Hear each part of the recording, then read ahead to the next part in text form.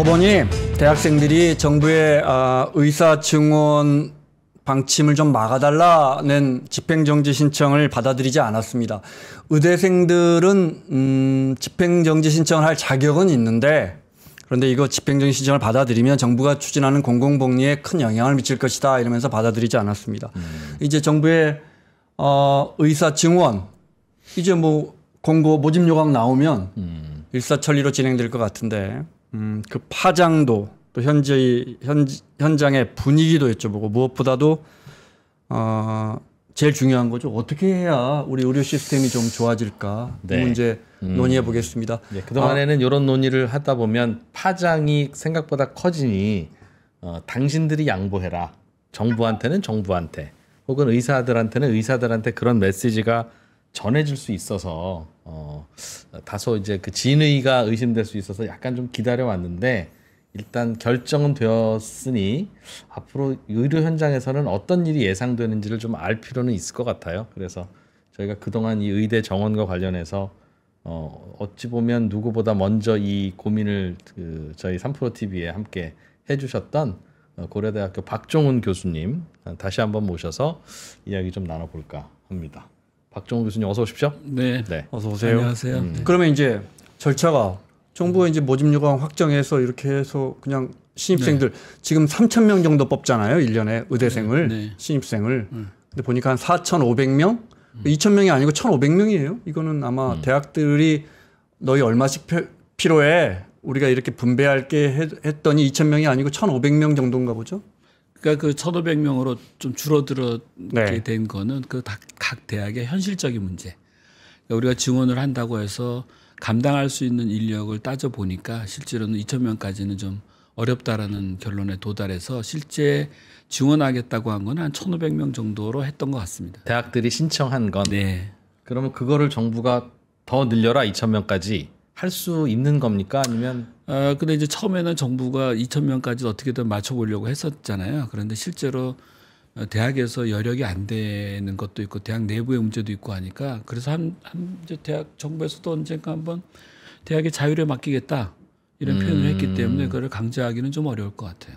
이제 그럼 절차가 뭐 남았어요? 이제 기본적으로 이제 입시 요강도 발표하고 하겠죠. 네. 그런데 하나 거대한 산이 하나 남아 있어요. 그 산이 뭐냐면은 입학 정원을 늘리면은 그 늘리는 그 학생을 제대로 교육시킬 수 있을지를 평가를 받아야 돼요. 의학교육인증평가원이라는 그 평가 기관이 있고 몇 명 늘릴지는 각 학교에서 정하고 그 몇 명 늘릴지가 적절한 숫자인지는 또 별도로 결정하는 위원회 같은 게 있다는 거죠. 그러니까 이제 의학교육평가원이라는 평가원. 것은 예. 그 주기적으로 각 대학의 의과대학의 양질의 교육을 하고 있는지를 평가를 해서 그것이 안 된다고 하면은 인증평가를 취소한다든지 그런 일을 하는 기관이 있거든요. 이거는 뭐 정부 기관은 아니에요. 그런데 이제 이 기관의 중요성이 뭐냐면은 이 기관에서 인증평가 그러니까 뭐 예를 들어서 A라는 대학이 뭐 우리 내년에 100명을 지원하겠다라고 했잖아요. 네. 그러면 그 평가 기관이 가서 보니까 야, 니네 지금 이 수준 가지고서는 100명 늘리는 거는 우리가 인정해 줄 수가 없어. 이래버리면은 입학생을 받을 수는 있을지 몰라도 그 그 대학의 졸업생들이 의사 면허 시험을 볼 수가 없어요. 아, 그래요? 굉장히 어마어마한 정부가 넘어야 할 그러니까 허들이 하나 더 있네요. 아주 커다란 적입니다. 그러니까 이것이 뭐 대학과 정부가 인용했다고 해서 마구 의학 교육을 시킬 수 있는 그런 체제가 아니에요. 그 기관의 이름이 뭐라고 하셨죠? 한국의학교육인증평가원. 의학교육인증평가원. 그거는 이제 마침 그 의학교육인증평가원의 원장님이 얼마 전에 인터뷰한 걸 봤는데 우리는 어떠한 외압에도 굴하지 않고 우리 본연의 임무대로 가겠다. 그 말의 의미는 뭐냐면은 뭐가 어찌됐건 간에 원래 하던 방식대로 우리가 인증평가를 시행하겠다라고 한 거라서 지금 이제 이렇게 증원을 한 대학들이 그 인증평가원으로부터 이 대학은 충분히 양질의 의학교육을 할 수 있다라는 인증을 받아야 입학생들이 무사히 졸업해서 의사 면허증을 딸 수가 있어요. 그거를 못 받아가지고 문을 닫은 대학이 서남대학교 의과대학이에요. 서남대학교. 아, 네. 그런 게 남아 있어야지. 자, 본격적인 이야기하기 전에 지금 직역별로 어떤 상황이에요? 일단 교수님들은 의대 교수님들은 밖에 나와 계신 분들 사직하고 나가 계신 분들 거의 없죠 현실적으로. 실제로는 거의 없는 게 나갈 수가 없어요. 하나씩 보죠. 교수님들 계시고 전임이 계시고 전공의 있고 전공의들은 얼마나 나가 있어요? 전공의는 뭐 거의 다 나가 있죠. 전공의 거의 다 나가 있고. 네. 의대생들은 몇 %나 수업 안 들어가요? 지금 거의 안 하고 있죠. 거의 다. 네. 그럼 교실 텅텅 비어 있습니까?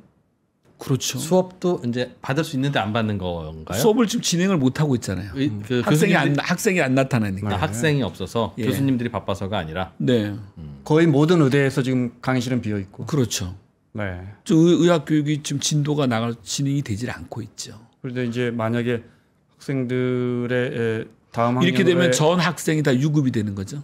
근데 이제 지금까지는 늘 뭐 여름 특별학기 뭐 이런 식으로 해서 뭐 어떻게든 간에 좀 배려를 해줬거든요. 그렇죠. 배려를 해서든 사실 의대나 의사라는 직역이 참 뭐 그러니까 이 학생들이 무사히 졸업할 수 있게끔 그 한 학년을 올라갈 수 있게끔 그런 배려를 지금까지 닥도를 하고 있는데 모르겠어요. 이게 어떻게 될지 잘 모르겠습니다. 네. 아까 그 의학교육인증평가원이라는 곳에서 네. 외압에 굴하지 않고 평가하겠다는 말은 네. 의대 정원 이렇게 늘리면 교육 품질이 떨어질 걸로 우리는 판단하고 인증 안 내주겠습니다. 그 말은 아니에요. 무슨 뜻입니까? 그 말의 뜻은 아니고 예. 가 봐서 충분히 의학 교육을 이 정도 늘려도 충분히 양질의 의학 교육을 시행할 수 있다라고 판단이 되면 인증해 주겠죠. 그러나 제가 그 의학교육 인증평가원의 실무위원으로서 한 5, 6년을 아하. 실제 현장을 나가봤었는데 예. 대부분의 대학이 제 경험으로는 통과하기 어려울 겁니다. 늘리기 어려운 상황이다. 이렇게 단기간에는 최소한 뭐 2배로 늘리려고 한다면은 최소한 3, 4년 이상의 노력이 들어가야 돼요. 당장 교수님들 구하기도 쉽지 않고. 뭐가 제일 문제가 될까요? 문제예요. 교수님 구하는 게 제일 문제입니까? 예. 교육을 시킬 수 있는 교수님들의 문제. 예. 두 번째는 이제 그 인프라, 뭐 강의실이라 이런 것도 좀 문제고 연구실이나 이런 게 쉽지 않습니다. 특히 이제 이게 많이 늘려주려고 하는 게 수도권이 아니라 비수도권 지역이잖아요. 비수도권 지역에서는 기초의학을 담당할 수 있는 교수를 구한다는 거는 하늘의 별 따기. 그분들은 지금은 어디 있는 분들을 뽑아와야 되는 겁니까? 그 교수님들은? 개업한 의사를 뽑아오는 그렇게는 안 돼요. 이게 기초의학이라고 하는 것은 임상의학 환자를 보는 그런 것이 아니라 의학도가 갖춰야 되는 기본 소양 병리학 이런 거요. 그렇죠. 그런 거 뭐 생리학, 해부학 이런 것들인데 이러한 것을 가리킬 수 있는 교수들은 급조해서 만들어낼 수가 없어요. 오랜 기간에 걸쳐서 양산이 돼야 되는데 지금 현재는 수도권에 있는 대학들도 그런 기초교실의 교수를 구하기가 매우 어려워요. 특히나 그런 기초의학의 교수님들의 경우는 꼭 의사가 아니래도 뭐 일반 의대 진학했다가 이학 계열의 교수님들도 돼요. 이학 그렇죠. 그러니까 뭐 예를 들어서 생리학 교실에는 뭐 생물학을 전공하신 분도 올 수도 있지만 그렇지만 의학교육 인증평가원 이런 곳에서는 그럼에도 불구하고 최소한의 의사 출신의 기초의학 교수를 요구하고 있는데 못 구합니다.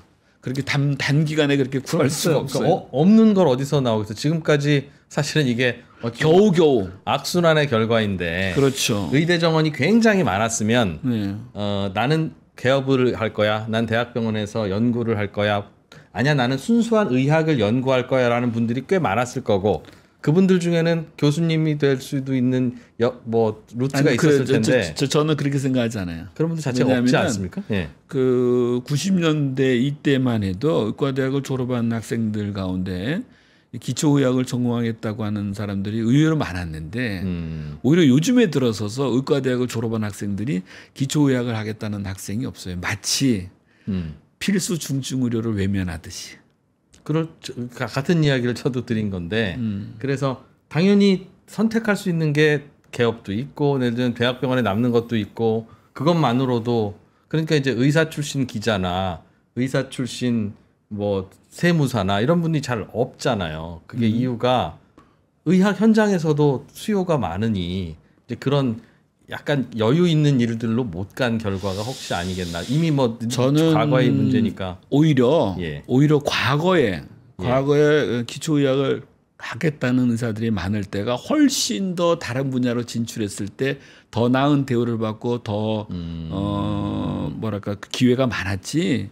오히려 지금은 그 옛날보다 덜하다고 생각이 되는데 어쨌든 간에 지금은 꼭 그래서가 아니라 네. 뭐 다른 데 나가서 하는 게 더 돈을 많이 벌고 뭐 그럴 기회 때문이 아니라 분명한 거는 요즘에 그 젊은 의사들에게 있어서는 기초의학이라는 것, 대학 교수라는 이 직위 자체가 메리트 없어요. 안 하려고 그래요. 2%가 이야기했으니까 저도 사실은 이제 교수님 나오신 영상들 보고 네. 이게 제일 궁금했어요. 같은 맥락인데 네. 의사분들이 처우가 지금 뭐 누구는 3억 4억도 뭐 어디 안 간다 이런 뭐 논쟁도 많이 과장됐다 이런 논란도 있었고 처우가 힘들다 장시간 노동 근로시간도 자꾸 길어진다. 그다음에 의료사고에 대한 이 리스크 네. 자꾸 커지는데 누가 하겠냐 하는데 네. 지금 우리가 입시에 대한 이야기를 하잖아요. 네. 근데 대한민국에서 저희 시험 봤을 때는 공부 잘하는 사람들 서울대 공대 가잖아요. 근데 지금 다 의대 간 다음에 그다음에 서울대 공대 채워진다는 거 아니에요. 응?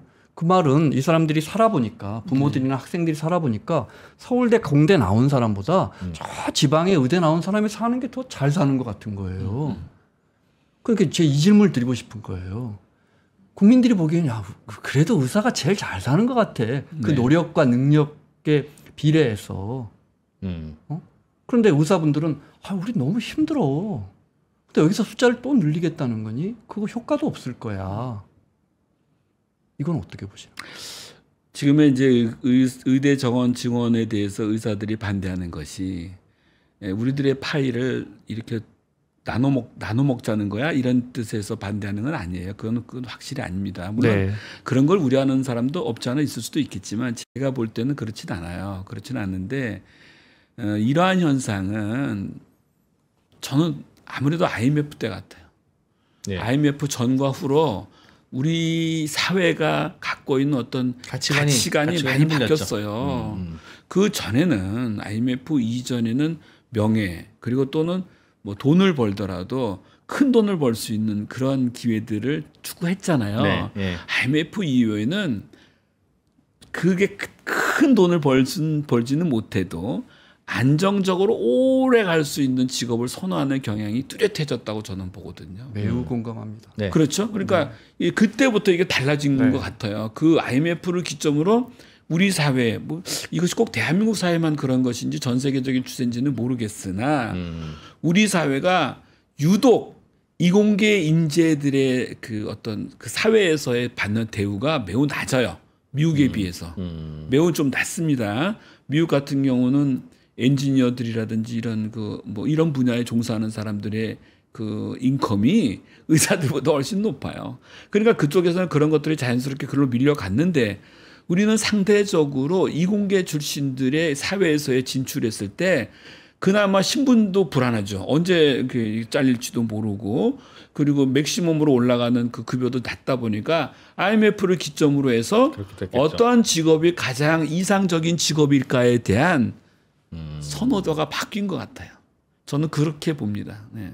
그러니까 이것이 사회 현상을 반영한 것이지 어떤 뭐 의도적으로 뭔가가 잘못돼서 그런 건 아니라고 봅니다. 네. 뭐 현상이겠죠. 그러니까 뭐 꼭 중요하고 짚고 넘어가야 할 질문은 아니었으나 제가 의학 순수 의학을 가르치는 교수님조차도 없어서 증원이 어렵습니다라는 현실을 전해 듣고 네. 일견 드는 생각이 그러니까 의사 정원이 타이트하다 보니 순수 의학을 하려는 분들이 그동안 안 쌓여 있어서 그 중에서 뽑을 수 있는 모수조차도 없는 거 아니냐. 그러니까 이게 기본적으로는 그래서 증원을 하려면 참 여러 단계도 필요하기도 하지만 증원을 위해서도 이미 증원을 했었어야 되는 거구나라는 걸 뒤늦게 느낍니다라는 말씀이었어요. 네. 네, 그 전에도 제가 말씀드렸는데 숫자를 늘려서 그러다 하나 얻어 걸려서 거기 가 있는 사람이보다는 왜 지금 기초의학을 안 하려고 할까? 그 면을 들여다봐야지 되지 않을까? 예, 그게 핵심인 것 같습니다. 그게 핵심이지. 그러니까 기초의학을 하지 않으려는 그 원인들을 그대로 놔둔 상태에서 의과대학에 들어오는 정원만 들린다고 해서 일로 가는 사람이 생길까? 물론 이제 이런 그 개원가라든지 임상 쪽이 정말 먹고 살기 힘들어지면은 그렇게라도 가는 사람은 있겠지만 그것은 매우 많은 과정을 거친 다음에 일어날 수 있는 일이죠. 그거보다는 왜 기초의학을, 왜 대학에서 필수 중증 의료를 하려는 사람들이 왜 없을까? 그 원인을 들여다봐야지. 이 원인이 오로지 의대 정원 숫자가 적었기 때문에 이쪽이 맛있는 것 이쪽으로 다 몰렸다라고 생각한다면은 그렇다면은 별로 제가 볼 때는 답이 안 나올 것 같아요. 그래서 이번 증원의 이슈도 사실 같은 맥락인 것 같아서 그렇죠. 결국 그거잖아요. 그렇죠. 대안이 많으니 대안들이 너무 좋으니 대안에 대한 그 수입이 너무 높으니 섬마을로도 안 가고 순수 의학도 안 가고 필수 의료로 안 가는 거 아니냐라는 게 이제 증원의 논리였고 주된 논리였고 그게 아니라 다른 이유다라고 하는 게 증원은 답이 아니라는 주장의 이제 골자여서 네. 사실은 같은 맥락인 것 같습니다. 그것도 있고, 네. 그다음에 이제 우리가 간과한 것도 있고, 그래서 그 간과한 건 제가 좀 후미에 좀 말씀을 알겠습니다. 좀 드리려고 하고. 네네. 그 의학교육인증평가원이라는 게 변수가 된다는 건 오늘 새로 알아서 매우 큰 변수입니다. 그러네요. 네. 그러니까 이게 이제 정부도 증원을 결정하고 법원에서도 받아들이지 않으면 이제 뭐 그게 좋은 안이든 나쁜 안이든 그게 가겠구나라는 판단을 하는데 그 의학교육인증평가원이라는 곳에서 NO 하면 안 된다는 거잖아요. 말씀은. 입학생을 받을 수 있으나 네. 그 대학의 졸업생이 의사 면허 취득을 할 수가 없어요. 입학생을 받은 그 해에 시험 보는 졸업생에게부터 적용됩니까? 아니면 그 입학생이 나중에 졸업할 때부터 적용됩니까? 아마 바로 적용이 될 걸요.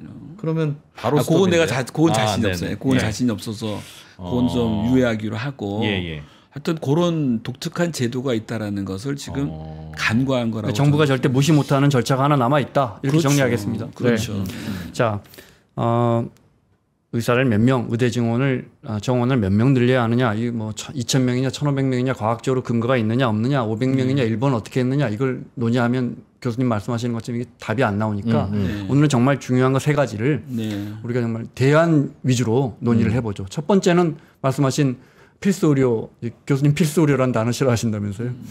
중증 의료 왜 의사들이 안 가려고 하느냐, 우리가 이건 알아요. 어떻게 할 것이냐. 두 번째는 지방 의료는 뭐 진짜 붕괴 직전인데 이거 살리려면 어떻게 할 것이냐. 지금 지방 의료가 얼마나 힘드냐는 우리 다 아니까 살리려면 어떻게 할 것이냐. 세 번째는 건강보험 재정 적자 갈수록 심해질 텐데 이거 어떻게 할 것이냐. 이렇게 논의를 좀 축약해서 집중적으로 하겠습니다. 그래서 자 간단하게 중증 예를 들어 산부인과 의사들 갈수록 줄어듭니다. 그죠? 어떻게 하면 늘릴 수 있어요? 교수님이 알려주세요.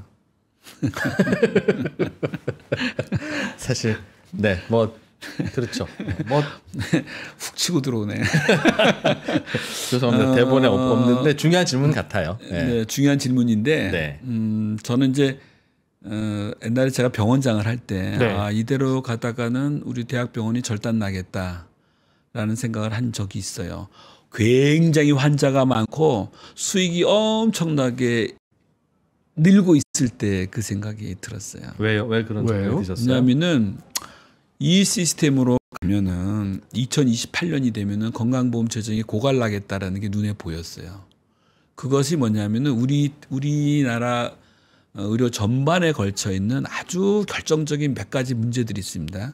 나타나는 현상으로만 본다면은 이 첫 번째가 비급여에 기반을 둔 과잉 진료가 너무 만연돼 있어요. 비급여, 그러니까 보험이 안 되는 것들을 기반으로 한 과잉 진료가 만연돼 있다. 두 번째는 원래 이제 진료 전달 체계라는 것이 잘 작동이 돼야 돼요. 전달 체계. 그거는 뭐냐면은 개원가에서 진료를 보고 거기서 안 된다고 하면 2차 병원으로 가고 안 되면 3차. 이게 전달 체계인데 완전히 붕괴됐어요. 그러니까 누구나 배가 아파도 바로 종합병원 정도가 아니라 대학병원 3차 상급 최상위 병원으로 바로 날아갈 수 있는 이 전달 체계가 완전히 붕괴가 됐어요. 그야말로 혼돈의 의료 시스템을 지금 우리가 갖고 있거든요. 이 시스템을 갖고 있는 한은 지금 우리 앵커님이 질문하셨던 그러한 문제들을 해결하는 거는 불가능한 문제에 봉착한다는 거죠. 그래서 제가 이렇게 한번 봤어요. 우리 의료가 왜 이렇게 됐는가? 왜 필수 의료가 이렇게 망가졌는가를 보니까 처음에 건강보험이라는 거는 세팅할 때 70년대 그 당시에 정부는 아직 우리나라의 경제 상황이 전국민 건강보험, 그 당시 전국민 의료보험이라 전국민 의료보험을 시행하기에는 너무 일렀어요. 그러니까 보험료를 받아가지고 그 보험료로 치료비를 내주기가 어려웠다고요. 그렇겠죠. 그럼에도 불구하고 체제 경쟁이라든지 또는 그 이후에 벌어진 뭐 군사정권 여러 가지 정치적인 논리로 인해서 빨리 해야만 됐어. 전 국민이 건강보험, 의료보험을 받을 수 있다라는 그런 국가를 선언했어야 됐어요. 70년대에. 그러다 보니까 그때서부터 처음에 세팅한 것을 저보험료, 국민이 조금 내는 보험료 시스템을 했겠죠. 돈이 없으니까. 그다음에 왜냐하면 이게 또 보험료를 많이 내게 되면은 국가 경쟁력이 흔들려 버려요. 그러니까 그거 안 되잖아요. 그렇게 했고 그 대신에 그걸로 운영하려니까 수가를 굉장히 낮춰놓은 거예요. 저수가. 당시에 그 관행 수가의 55%를 적용해서 이 관행 수가의 55%라는 건 뭐냐면은 보험 없이 받던 것에서 55%만 받게끔 그러니까 반토막을 친 거죠. 그런 상황에서 보니까 우선순위를 정해 줘야 될 거 아니에요. 이 보험료를 누구를 먼저 줄 것인가. 그럴 때 할 때 어떤 선택을 했느냐? 중증 질환 위주로 했겠죠. 그러니까 중증 질환들을 전부 다 그때부터 급여로 다 이렇게 해놓은 거예요. 그리고는 수십 년이 지날 때까지 이것을 손을 안 본 거예요. 그러니까 굉장히 중요한 부분들은 전부 다 급여 시스템에 다 묶어놨는데 치료비를 나라가 정해놨다는 거죠. 급여라는 수가를 수가라는 네. 그리고 수가는 아주 조금씩 올렸죠. 그 와중에 이쪽에 별로 중요하지 않다고 생각했던 부분들에 대해서는 문호를 조금 열어놨었는데 이 분야가 지금이 와서 엄청나게 커졌고 다시 말해서 우리가 별로 그렇게 중요하거나 중증 질환이거나 필수 의료가 아니라고 생각했던 부분들에 대해서는 급여를 당시에는 안 해줘가지고 이쪽이 불만이 많았고 그 당시에는 어떻게든 간에 급여 적용을 받을 수 있는 분야로 의사들이 쏠림이 있었겠죠. 세월이 흘러서 보니까 여기는 변화가 없이 여전히 이 시스템으로 돌아가는데 이쪽에 비급여 시장이 너무너무 커져버린 거예요. 다시 말해서 수요도 있고. 예, 네. 제가 얘기하는 거는 우리 사회의 다른 시스템도 마찬가지인 거예요. 다른 분야도 되게 보면은 70년대, 80년대에 만들어 놓은 어떤 시스템이 지금까지 오고 있는 데가 굉장히 많아요. 우리 뭐 교육 시스템도 그렇고 아마 뭐 군사도 법률도 그런 거 많듯이 의료 서비스 시스템도 7, 80년대 우리가 굉장히 어려운 시절에 만들어 놓은 그 시스템을 2024년 지금 선진국을 내다보는 지금 시스템에 적용하려니까 이게 안 맞는 거예요. 그래서 지금 제가 하고자 하는 거는 의대 증원 문제 이런 것이 아니라 완전히 우리나라의 건강보험 시스템 리셋을 해야 된다. 리셋. 다시 눌러서 중증 질환 중심으로 필수 의료 중심으로 이것을 리셋을 하고 그다음에 경증 질환과 비급여 시장에 대해서는 철저하게 통제를 할 필요가 있다. 의료 시스템을 고치자고 말하지만 전 세계에서 최고의 의료 시스템을 갖고 있어요. 그 말은 국민들은 저렴하게 우수한 의료 서비스를 받고 있고 그러면 누군가 어딘가 손해보고 있는 거죠. 지금 김원장 앵커님이 말씀하신 네. 전 세계에서 가장 좋은 의료 시스템을 우리가 갖고 있다라는 말에 저는 동의하지 않아요. 네. 그 말은 전 세계에서 가장 좋은 의료 시스템을 가진 적이 있어요. 그러나 이미 우리나라의 의료 시스템은요 전 세계에 내놓기 부끄러울 정도로 망가졌습니다. 네. 현재 이미 예를 하나만 들어주시면 예를 들면 바로 그런 지금 그 우리가 병원에 가잖아요. 그러면 이런 걸 가지고서 한번 좋게 생각하시는 것 같다. 아주 싼 값에. 네. 아무 때나 가도 전문의 진료를 보고. 네. 그렇죠? 전 세계 예를 들어 뭐 영국에 갔더니 뭐 한참 기다리고 뭐 수술하는데 미국은 물론이고 어디 종합병원에 예약 않고 가서 줄 서서 이거야. 영국에 갔더니 인공관절 수술 받으려니까 네. 6개월 기다리라 그런다. 미국에 갔더니 무슨 수술을 받으려니까 우리나라에서 200만 원이면 되는데 2만 불을 달라 그런다. 네. 그러니까 미국처럼 비싸지도 않고 영국처럼 기다리지도 않아. 정말 좋은 제도라고 우리는 생각했어요. 의료의 질도 높잖아요. 질도 높죠. 네. 그렇다고 생각을 했고 지금까지는 그래 왔는데 이제 싸질 않아요. 이제 한번 병원에 가서 진료 한번 받아보세요.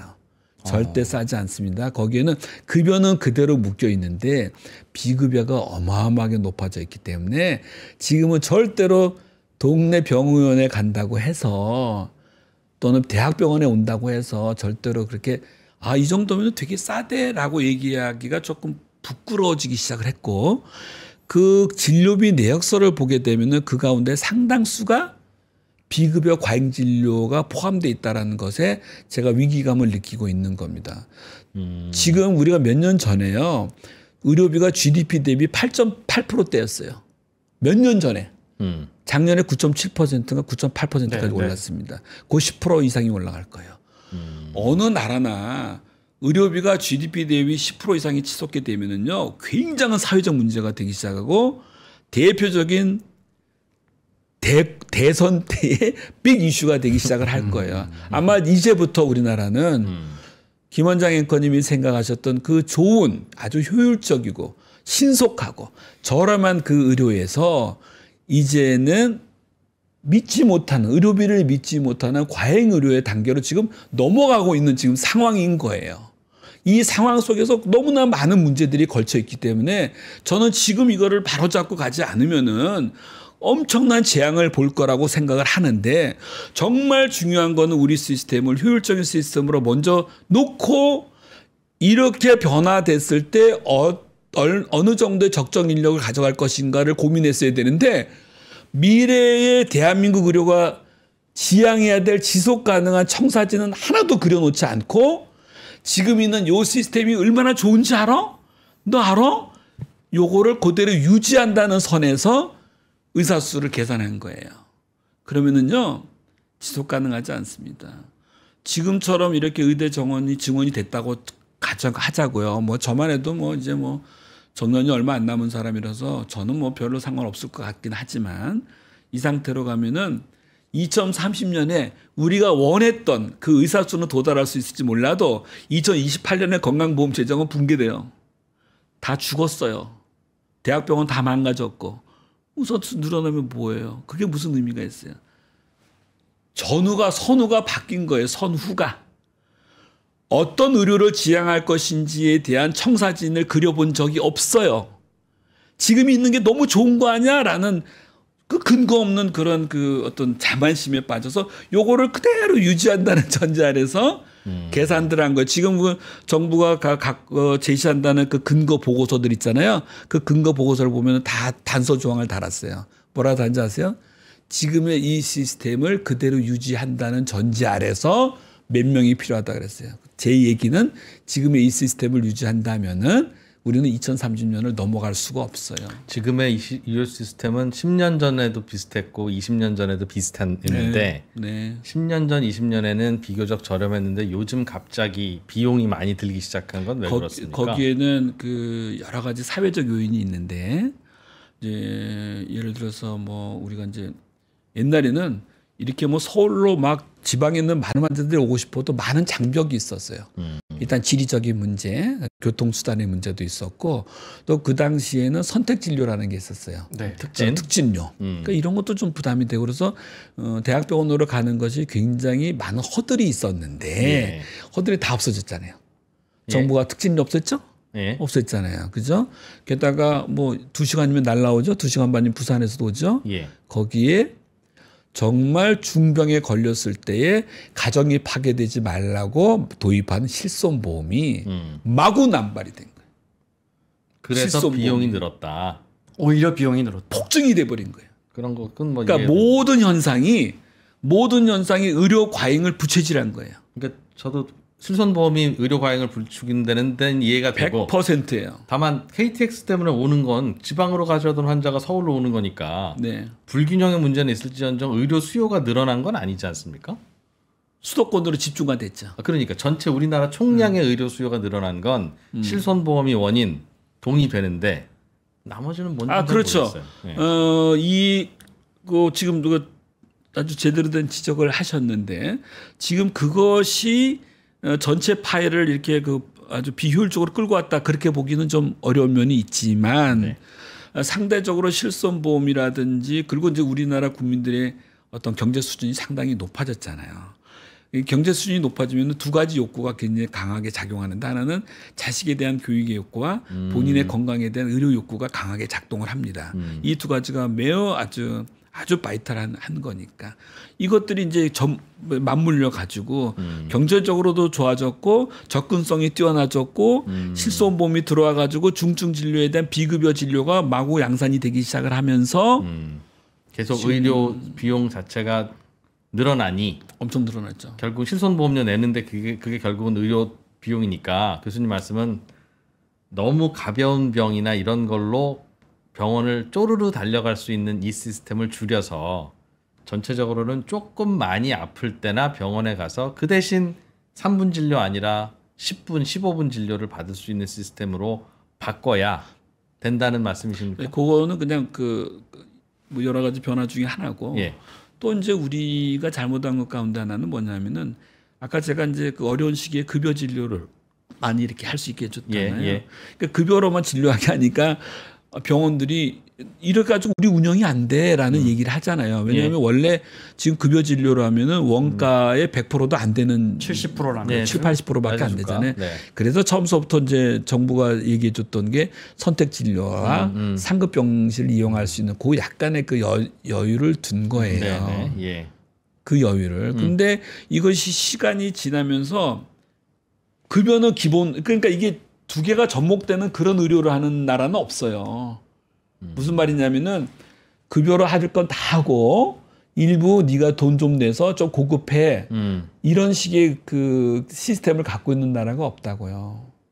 무슨 말이냐면은 내가 뭘 하나 이렇게 음식을 먹는데 여기까지는 급여를 해주고 네. 여기에서는 뭐 음식을 시켰다고 칠 때 포크를 좀 더 좋은 거 쓰고 싶으면은 요거 네가 돈 좀 더 내야 돼. 이런 것들을 조금 붙였다는 거지. 장사가 너무 안 되니까. 네네. 그렇게 해서 어쩔 수 맞춰왔죠. 그렇게 했잖아요. 네. 근데 이게 시간이 가면 갈수록 이 기본을 우리가 깔고 갈 수 있다라는 그 시스템 때문에 의료 이용이 폭증해버린 게 된 거예요. 그러니까 예를 들면은 일본 같은 경우는 내가 비급여를 나 추가로 이거 좀 할래요라고 하면은 앞에 급여로 하는 게 모두 다 취소돼요. 다 비급여로 돈을 내야 돼.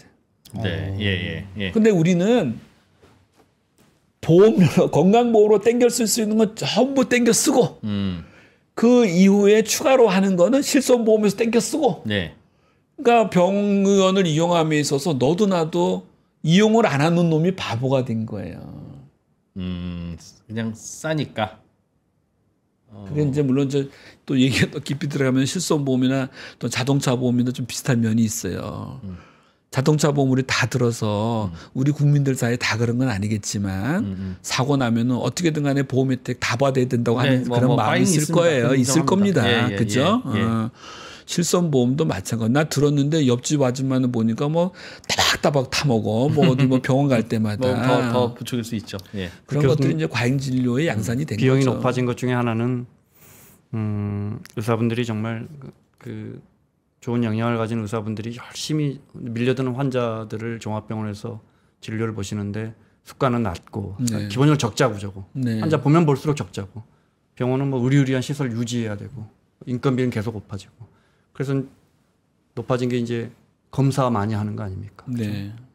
자꾸 치매하는데 사실 치매 정말 저렴하게 좋은 의료진들에게 받거든요. 치매 검사 어르신들 저희 어머니만 해도 그럼 도대체 병원이 어떻게 이걸 감당할까 싶어요. 솔직히 말하면 정말.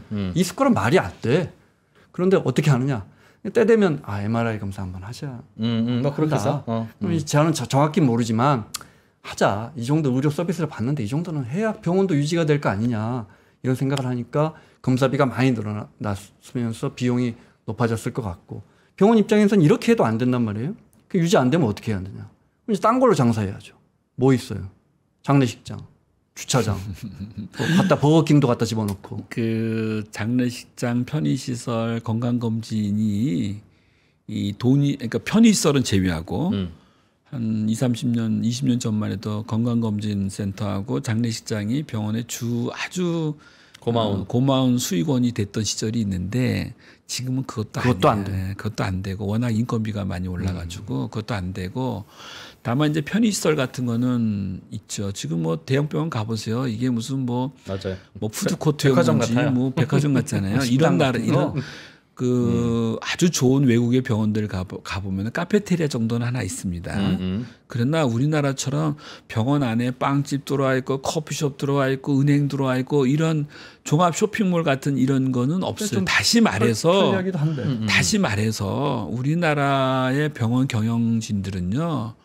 어떻게든 간에 쥐어짜서 내야만 되게끔 우리 의료 시스템이 돼 있는데 제가 다시 말씀드리지만 이것은 70년대 지금으로부터 40년 50년 전에 그 어려운 시기에 세팅했던 의료 시스템을 여지껏 단 한 번도 완전하게 한번 뒤집어 엎어서 새로운 청사진을 만들어 본 적이 없이 그대로 끌고 오다 보니까 이제 이 시스템이 천정은 비가 새고 배관은 터지고 하는 그런 아파트와 같은 모습이 된 거예요. 그런데 여기서 지금 이거를 그대로 놔둔 상태, 이 시스템을 그대로 놔둔 상태에서 요거 좀 해보면 어떨까, 저거 좀 해보면 어떨까 하는 이런 논의가 제가 볼 때는 지속 가능한 의료를 만드는데 전혀 도움이 안 될 거라는 얘기를 지금 드리고 있는 거예요. 현재 시스템이라고 하는 건 제가 이해하기로는 그렇게 좋은 병원에 그렇게 급하게 안 가도 되는 환자들이 가벼운 병 또는 미용 목적 내지는 기다리면 낫는 병 혹은 치료받으면서 좀 참으면 되는데 그런 것도 있고 그런 게 너무 많다. 그런 것도 있고 통제해야 된다는 말씀이신 거죠? 원래 의료 이용자는 환자잖아요. 공급자는 의료기관이고 환자와 그러니까 수요자와 공급자 사이에 우리나라는 어느 누구도 그것을 들여다보고 절충하고 조정하려는 기관이나 개인이 없습니다.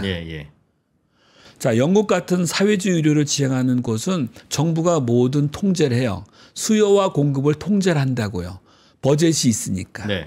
미국은 누가 통제하느냐? 사보험 제도잖아요. 보험사가 통제를 해요. 우리나라는 없어요. 그러니까 실손보험이 수요자와 공급자 사이에 이 의료가 적절하게 지금 공급이 되고 있는지 이 수요는 적절하게 요구를 하고 있는 것인지 가격은 적정한지를 들여다본 집단이 없어요. 이거를 누가 했어야 됐냐면 원래는 제가 볼 때는 건강보험공단이 의료의 필요도 조사를 해서 이것이 정말 필요하겠구나라고 해서 공급자인 이런 것과 조율을 잘했어요. 마켓을 조율했어야 되는데 우리나라의 건강보험공단은 그런 역할을 하는 미션을 정부로부터 받은 적이 없어요. 그런 액션을 취하려고 하면 아마 못하게 했을 거예요. 다시 말해서 우리나라는 완전히 풀어놓은 상태에서 지금까지 이 의료보험 시스템이 온 겁니다. 지금까지 유지가 될 수 있었던 것은 뭐냐 하면은 이렇게 조금씩 올라왔던 거는 의료계와 환자들이 이 절충선을 뛰어넘을 수 있을 만큼의 그런 역량이 없었어요. 그러나 제가 말씀드렸다시피 이제 잘 살게 됐죠. 그다음에 의료기관들은 새로운 아이템으로 수많은 비급여를 창출할 수 있는 걸 끌어냈죠. 그 돈을 댈 수 있는 실손보험이 들어왔죠. 폭증을 해버린 거죠. 이것이 불과 10년도 안 된 상태에서 일어난 일이에요. 교수님이 어떻게 바꿔야 하냐는 것을 조금 요약을 하기 위해서 그러면 다양한 문제들이 있는데 저희도 구체적으로는 모릅니다만 그러면 어떻게 해야 된다라는 말씀이신지를 좀 해주시면 원인도 같이 파악할 수 있을 것 사실은 같습니다. 딱 떨어지진 않아요. 딱 이렇게 되는 게 좋아 이렇게 떨어지진 다양한 처방이 있겠으나 다양한 처방이 있겠으나 그 방향은 어떻게 가야? 그러니까. 제가 말씀드리는 거는 지속 가능한 의료라는 것은 뭐냐면은 우리 사회가 감당할 수 있을 의료를 말하는 거잖아요. 그걸 어떻게 하면 그게 될 것 같으냐는 말씀입니다. 그거 되려면은 원래 이제 우리 의료법에도 5년 단위로 정부는 5년 단위로 의료 시스템의 발전 계획안을 내게 돼 있어요. 자, 5년 뒤에 우리 정부는 이런 의료를 지향할 겁니다. 10년 뒤에는 이런 의료를 지향할 겁니다. 그런 속에 담아야 돼요. 다시 말해서 5년 뒤에는 무분별하게 경증을 가지고서 대학병원 진료하는 거는 우리가 어떻게든 간에 막겠습니다. 10년 뒤에는 지방 의료를 활성화시키기 위해서 지방에다 어떻게 재원을 투자하겠습니다. 이런 것들을 굉장히 깊은 논의 구조를 가지고서 공청회도 하고 해서 많은 전문가들이 동의할 수 있는 안을 내놓고 그 청사진을 이렇게 벽에 걸어놓고서 앞으로 우리는 절로 가야 됩니다라고 꾸준히 노력을 해야 되는데 그게 없어요. 그걸 하자는 거가 단계적으로는 해야 되겠지만 아까 제가 요약해 드린 게 그거잖아요. 가벼운 병 가지고 병원 가는 거 좀 줄여야 된다. 그런 거는 1번. 그런 거가 이제 수백 가지가 나올 거예요. 수백 가지가 나올 거예요. 그죠? 뭐 그런 얘기 많이 나와요. 우리나라 환자 가운데 365일 내내 병원 다니는 사람도 있어요. 네. 심지어는 건수로 따지면 365건을 넘어가는 사람도 있어요. 하루에 이 병 갔다 저 병원 갔다 하는 경우도 있고. 이런 많은 문제들, 또 급여와 비급여가 혼재돼서 진료 보는 건 어떻게 할 것인가. 이런 문제들. 굉장히 많은 문제들이 있다는 거예요. 지금 뭐 아시겠지만 미국 같은 데 가보게 되면은 감기가 걸려도 병원 가기 되게 두려워합니다. 비용이 워낙 높기 때문에. 우리나라는 어때요? 감기 기운만 있어도 우리 앞에 있는 의원을 가죠. 병을 키우지 않아서 꼭 나쁜 것만은 아닌데 어느 것이 좋을지 말지는 우리 사회가 선택할 문제예요. 100% 이상적인 의료 서비스라는 건 없습니다. 우리 사회가 우리 국민들이 선택할 문제에 달려 있다고 보는데, 알겠습니다. 저는 지금이 그 시점이라고 보는 거죠. 알겠습니다. 요 하나만 더 질문. 결국 교수님이 그냥 토탈 케어가 필요하다 하시니까 저희가 좀 구체적인 질문을 못 드리겠어요. 그런데 제 생각에는 앞서 말씀드렸지만 그것은 그 교수님들 간에 종합병원에 계시는 분들, 개업 하신 분들, 또 피부과나 이렇게 요즘 돈 많이 벌면서 지금 이 논쟁과 상당히 떨어져 계신 분들, 이분들의 다 생각이 다 달라서 교수님 말씀하시긴 쉽지 않을 것 같은데. 쉽지 않아요. 않은데 그래도 다시 질문 드리겠습니다. 그러니까 제일 큰 문제는 뭐냐면 제가 느끼기에 의사협회 의사분들의 주장은 2,000명을 늘린다, 2만 명을 늘리던 중요한 건 그 사람들이 또 돈 되는 대로 나가버릴 것이다. 정말 사람을 살리는 쪽에 의사가 오려면 제도를 고쳐야지 사람 뽑는 게 중요하지 않다, 이 말씀이시잖아요. 맞습니다. 지금 보면 제가 직접 오늘 피부과 의사 병원 하는 친구한테 물어봤어요. 근데 부산 같은 경우에는 이제 막 레지던트 끝난 친구, 정말 제대로 수액 하나 못 따는 친구도 3억 원은 줘야 부산 간다는 거예요. 근데 이제 그런 우수한 인력들이 그건 욕할 수가 없어요. 시장 경제에서 거기 가서 돈을 벌 수 있다는데 당연히 내 의술을 거기 가서 펼치죠. 그런데 어떻게 하면 그런 사람들을 서울대학교 흉부외과 이런 데 계속 수련이 미달나잖아요. 정말 소중한 의료인데 어떻게 하면 그런 사람들 이렇게 데려올 수 있는지 그 해법을 하나만 주시라는 거예요. 제가 직접적인 해법을 말씀드리기는 어렵지만 지난번 언더스탠딩에서 3프로TV가 아니라 언더스탠딩에 나와서 한 소리가 있어요. OECD 기준으로 우리나라랑 의사 수가 비슷한 국가가 있습니다. 그게 미국이에요. 미국의 흉부외과는요, 최상위는 아니지만 꽤 인기가 높아요. 미국의 신경외과 꽤 인기가 높아요. 왜 그럴까?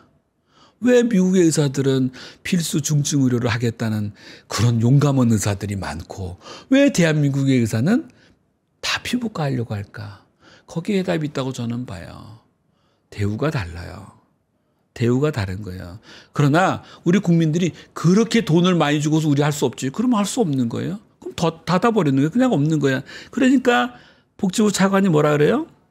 갑자기 무슨 뭐 외국에서 의사를 수입하겠다니, 전 세계를 띄우겠다느니 그런 식의 그 정책을 얘기한다면은 이건 답이 없는 거예요. 교수님도 필수 의료, 중증 의료를 선택하신 의사 선생님인데 과거에는 대우가 좋았었습니까? 선택하실 때는?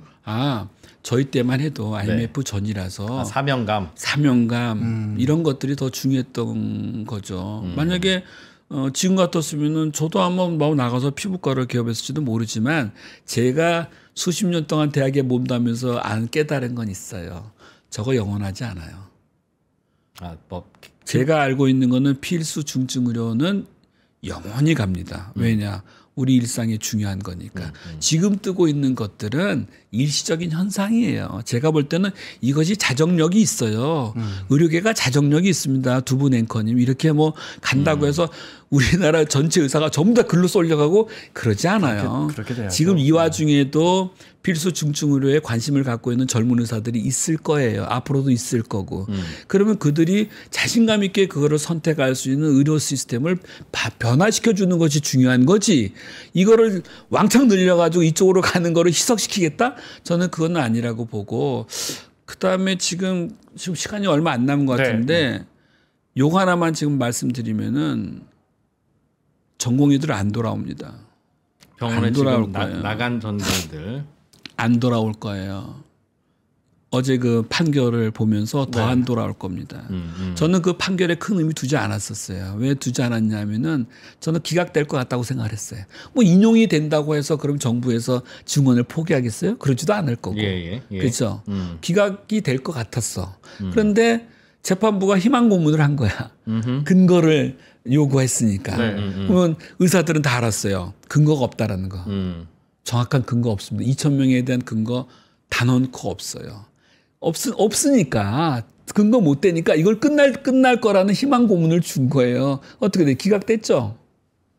그러면 지금 두 분 앵커님 생각하는 것처럼 의대 증원되고 자 그러면은 뭐 병원을 나간 전공의와 교실을 떠난 학생들 복귀 안 합니다. 복귀 안 하면 어떤 문제가 벌어지느냐. 지금은 아직 대란이 온 거 아닙니다.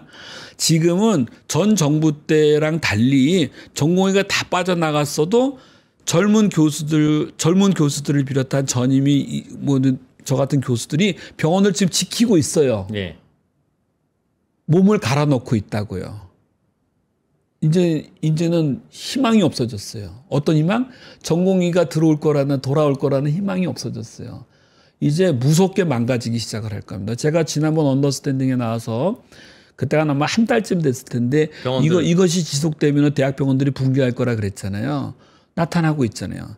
대학병원의 붕괴가 돌이킬 수 없는 참담한 비극으로 끝날 겁니다. 제가 볼 때는 이거 올해 말까지 전공의들 안 돌아옵니다. 그렇게 되는 일은 교수님 말씀 부인하는 건 아니고 그렇게 되는 일은 어떻게든 막아야죠. 정말 그건 정말 막아야 되는데 여기 그렇게 된다면 또 정부의 책임도 엄중하게 물어야 되는 것이고요. 정부도 책임이 있는 거고. 교수님 저는 전공의 선생들이 안 들어오는 것을 두둔하거나 잘했다고 응원하는 게 아니라 저는 현실적인 판단을 지금 얘기하는 거예요. 제 판단으로는 안 돌아올 거고 지금 이미 대학병원에 어떤 일이 벌어졌냐면 이제 더 이상은 못하겠다는 소리가 나오고 있어요. 급조된 인력을 가지고서 어떻게든 전공의를 땜빵을 시키려고 어떤 표현이 좀 그렇습니다. 그걸 하려고 하는데 이제 더 이상 못할 거예요. 의료사고가 터지기 시작을 할 거고 의료 관련된 서비스가 지금 다 좀 도산하게 생겼어요. 지금 병원들이 병원에다가 공급하고 있는 그런 뭐 기자재라든지 소모품 업체들에다가 우리가 대금 지급을 언제 할지 장담할 수 없다라고 좀 통보를 날리고 있어요. 자, 아마 다음 달서부터는 급여가 반토막 나든지 줄어들 겁니다. 젊은 교수들 떠날 거예요. 간호사 구조조정 당할 거예요. 기사들 내년에 못 뽑을 거예요. 어마어마한 재앙이 벌어질 텐데 이거를 아무도 보지 않아요. 아까 이제 의사분들이 교수님도 외국에 마찬가지로 의사 수입하겠다는 소리 나고 앉아 있어요. 그런 현실적이지도 않은 그런 소리를 하고 있어서 저는 너무너무 지금 불안해요. 의사분들의 말씀 중에 정부가 이거 너무 정말 불쑥 2,000명 어디서 정말 과학적이지 않은 증언안을 내놓지 않았느냐 이 말씀하시잖아요, 교수님도. 우리 이제 2000년도인가요? 의학분업 했을 때 그때 350명인가 정원을 줄였다면서요. 네. 그 350명 줄일 때는 어떤 과학적 근거가 있었습니까? 350명을 줄이는 우리는 그 이후에 의사 수를 한 명도 늘리지 못했어요. 저는 그때는 어떻게 그렇게 줄였는지에 대해서 그때 어떻게 그거는 제가 가져된 바가 아니라서 모르는데 지금도 사실은 문재인 정부 때 전 정권 때 늘리다가 못 늘렸잖아요. 그래서 이번에 의대 증원 문제가 나올 때 뭐 다 그런 건 아니지만 아마 제가 알고 있기로는 의협도 어느 정도의 증원은 필요할 수 있다라는 선까지는 가 있었던 걸로 제가 알고 있어요. 그런데 문제는 2,000이었어요. 정부가 막 흔들었어요. 2,000이라는 여기 보고서가 있다고. 보고서가 있다 그랬거든요. 제가 봤는데 어디에도 연간 2,000명을 증원해야 된다는 그런 보고서는 없어요. 지금 오해를 하고 계시는 거예요. 의료계도 이제 필요하다면은 저는 그것도 반대예요. 왜냐하면 이 시스템을 유지하기 위해서 의사 수를 논의하는 건 저는 그건 반대지만 어쨌든 뭐 제 말을 안 듣고 뭐 언제 죽을지 모르는 이 시스템을 유지하러 가자고 한다고 치자고요. 2,000명은 없었어요. 여기서 문제가 생기는 거예요. 정부가 그러면은 객관적으로 우리가 합의할 수 있는 증언을 논의하자라고 했어야 되는데 매번 그럴 것처럼 하면서 다시 2,000이 돌아와. 이거는 제가 볼 때는 안 돌아올 겁니다. 정말. 제가 드린 말씀 중에 오해를 살 부분이 있어서 잠깐 바로잡자면 의사 수가 늘지 않았다는 건 의대 수가 증원되지 않았지 의사 수는 계속해서 의대생들이 졸업하니까 늘었죠. 의사 수는 계속해서 해마다 늘어나고 늘었죠. 있죠. 늘었죠. 네. 네. 그리고 설명 다시 드리겠습니다. 그러면 이제 인구도 늘어나는 거니까. 네. 그러나 예. 제가 그 세 건의 보고서를 봤는데 네. 아주 단편적인 그 항목들을 봤어요. 많은 거를 본 게 아니라 그건 그야말로 그 사람도 이렇게 쓰일 거라는 생각을 못 하고 아주 간단한 논문 형식으로 낸 것들이 그러니까 보는 방식들이 다 달랐어요. 근데 저는 이 의대 숫자의 증원의 논란에서 조금 저는 계속 갸웃갸웃한 건 양쪽 모두 정확히 몇 명을 늘려야 맞느냐는 논리적 근거를 1000명이라면 만들 수 있겠으며 500이라면 만들 수 있겠으며 3000이라면 만들 수 있겠습니까? 앞으로 미래가 어떻게 될지의 가정에 따라서 변수가 있는 거고 그건 누군가는 이번에도 500명이면 500명 동결이면 동결 2000명이면 2000명을 선택을 해야 되는 것이지 그 어떤 숫자가 나와도 거기에 대해서 정확한 근거가 뭐냐라고 물으면 그건 의사협회에서 300명입니다라고 하더라도 근거 못 만들고 정부에서 2000명이라고 하더라도 근거 못 만들고 맞아요. 예전에 350명 줄일 때도 근거가 뭡니까라고 질문한 이유가 그 근거가 어디 있습니까? 사실은 그때 하는 건데 다만 이제 한 가지만 더 하면 2000명을 흔들었으니까 지금 오케이 1000명이라도 한번 얘기해 보자. 2000명은 안 되라는 말이 나오지. 그 얘기 안 했으면 단 100명이라도 증언하자는 얘기가 나왔겠냐는 거예요. 이거는 제가 보기엔 무리한 숫자인 건 맞는데 바른 결과로 가기 위해서는 이게 결국은 세력 싸움, 힘 싸움이라서 그 숫자가 나와줘야 1000명이라도 하는 거 아닌가 하는 생각이 드는 겁니다. 그게 지금 안타까운 건데, 안타까운 건데 네.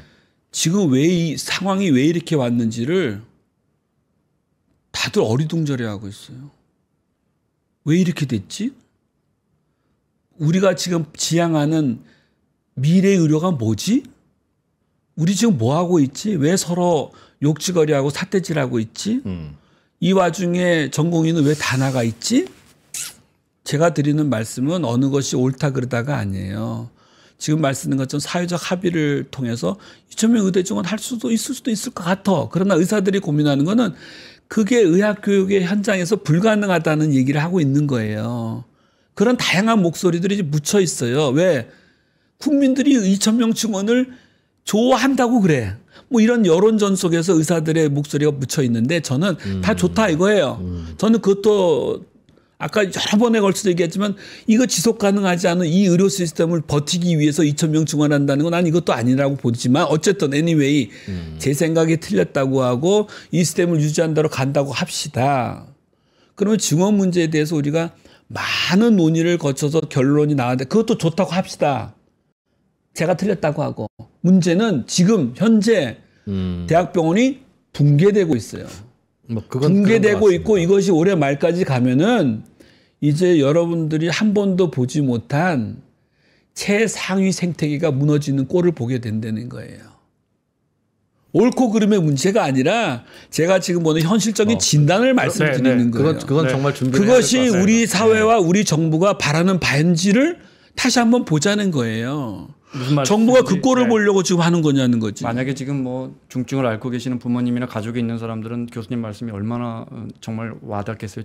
공감하고요. 근데 이제 옳고 그름을 떠나서라고 말씀하셨는데 또 저희는 옳고 그름을 따져야 하니까. 근데 이제 말씀하신 것처럼 시간이 다 됐는데 시장 경제에서 갑자기 푹 튀어나오는 정책처럼 나쁜 게 없어요. 왜냐하면 이게 시장이 예측을 못하면 어떤 일이 생기냐면 갑자기 득보는 사람하고 갑자기 피해보는 사람이 생기는 거예요. 갑자기 의사 2000명 더 뽑겠습니다. 좋은 정책은 아니에요. 그런데 누가 봐도 고령화는 심해지고 의료 수요는 높아지고 의사 선진국들도 영국도 프랑스도 그 꼭 정답은 아니지만 의사들 계속 증원해 왔단 말이죠. 그래서 의사협회도 진짜 이렇게 나가지 말고 정부가 잘했다는 게 아니고 정부하고 한번 이제 논의를 해야지.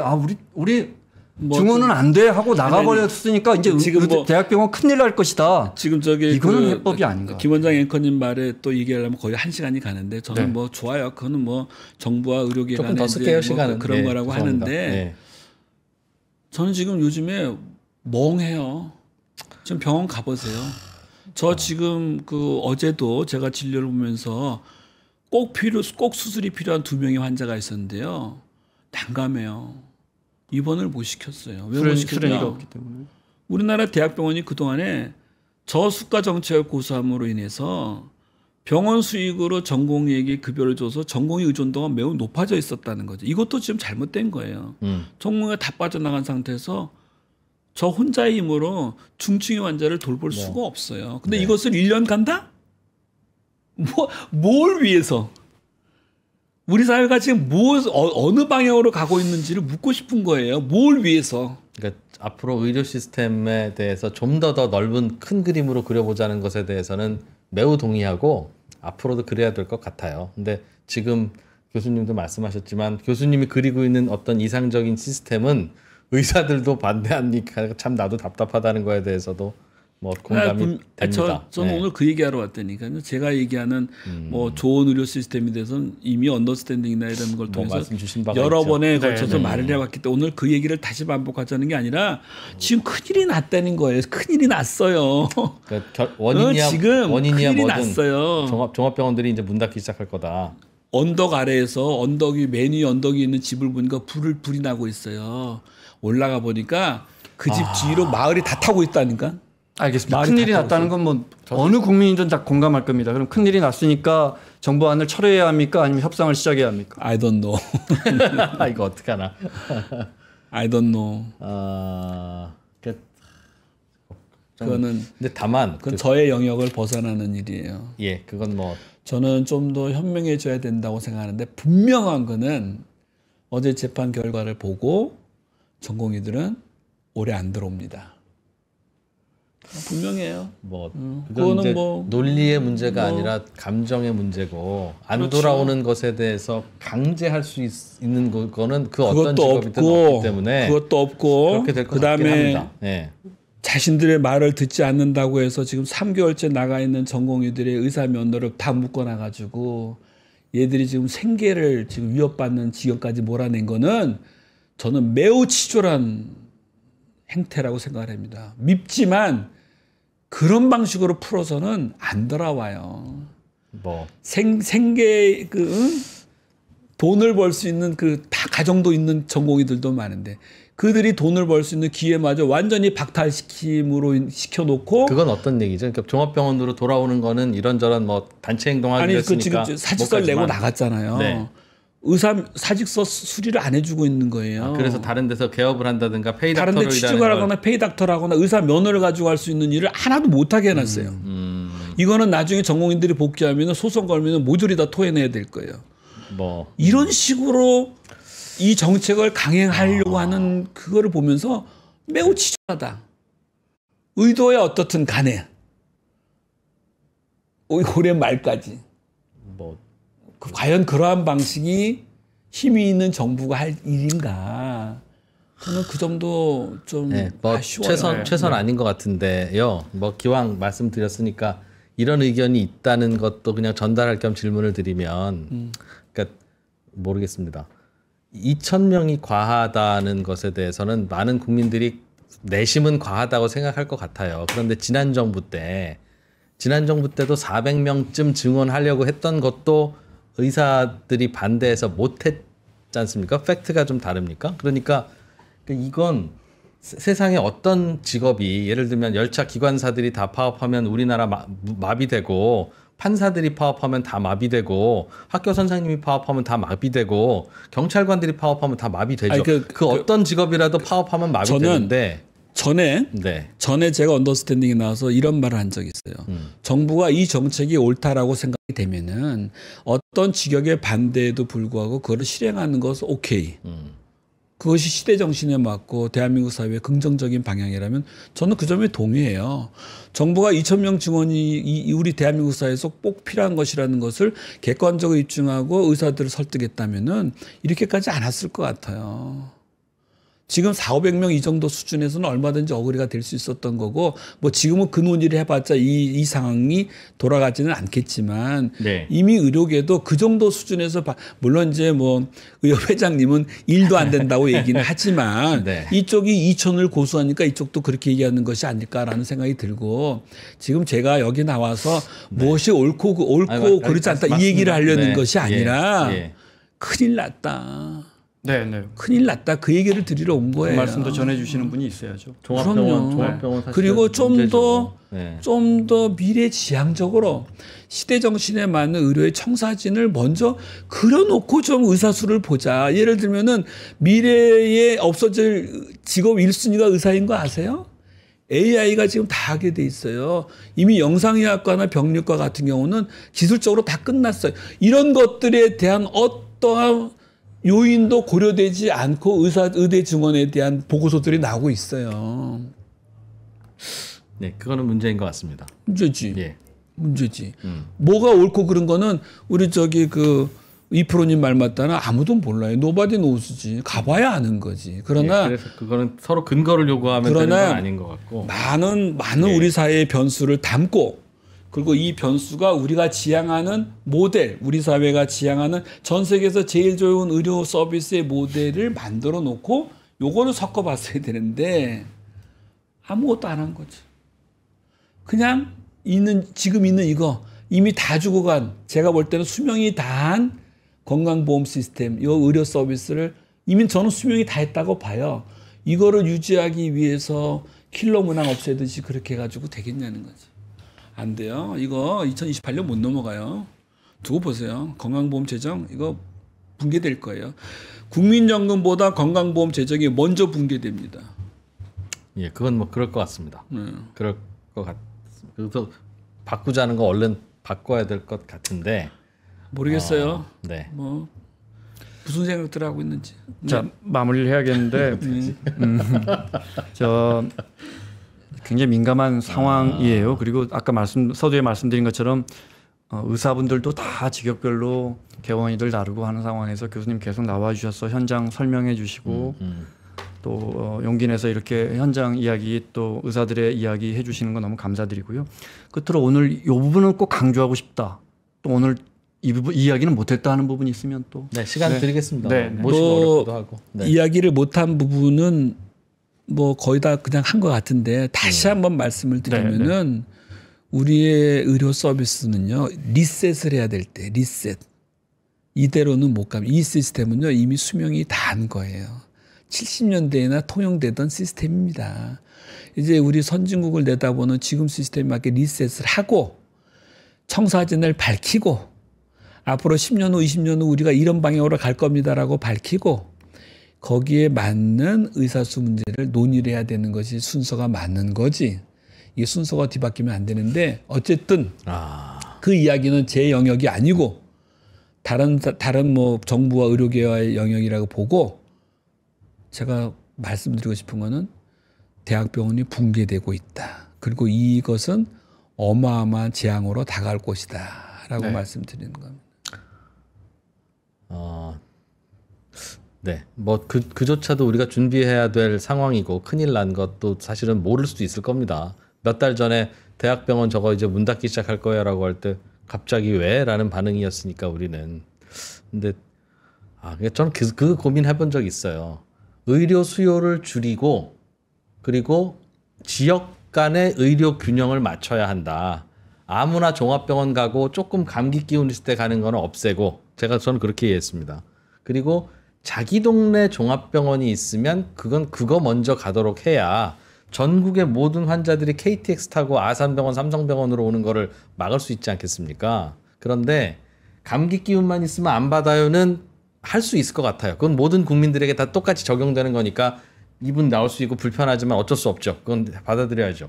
그런데 균형 잡힌 의료를 하려면 전라도 사는 분은 전남대학교 병원, 서울에 사는 분은 서울대학교 병원, 강원도에 사는 분은 강원대학교 병원에 가서 치료를 받으라고 하는 건 이건 의사의 퀄리티가 다르다고 난 생각한다라고 하는 거에 대해서는 문제가 생기기 때문에 최소한 그럼 의사들을 초기에는 다른 곳으로 보내기도 하고 이게 돼야 되는데 지금 그게 그거를 안 되는 구조지 않겠나 저기 싶습니다. 이프로님 그거는 네. 지금 말씀하신 의료 전달 체계 또 지역 의료 활성화는요 사실은 20년 전에는 잘 됐던 거예요. 20년 전에는 동네 의원 갔다가 어지간한 거는 동네에 유명한 병원들이 있었어요. 그렇죠. 2, 300배 네, 때는 네. 거기서 다 치료했고요. 옛날에 저 지방에 있는 그 대학들이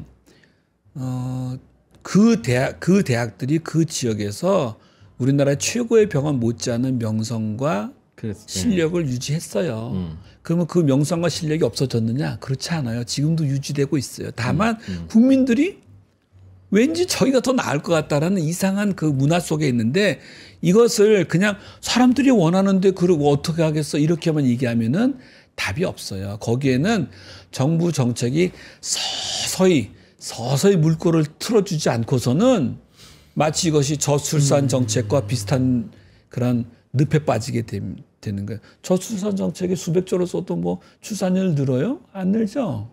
안 느는 거나 마찬가지예요. 현실을 인정할 것이냐 아니면 우리가 서서히 물결을 어떤 식으로 틀 것이냐 하는 것은 정책 당국자와 정부의 고민이 되겠죠. 지금까지 고려대 안암병원장 역임하신 고려대학교 의과병원의 박종원 교수와 함께했습니다. 고맙습니다. 고맙습니다. 감사합니다. 네.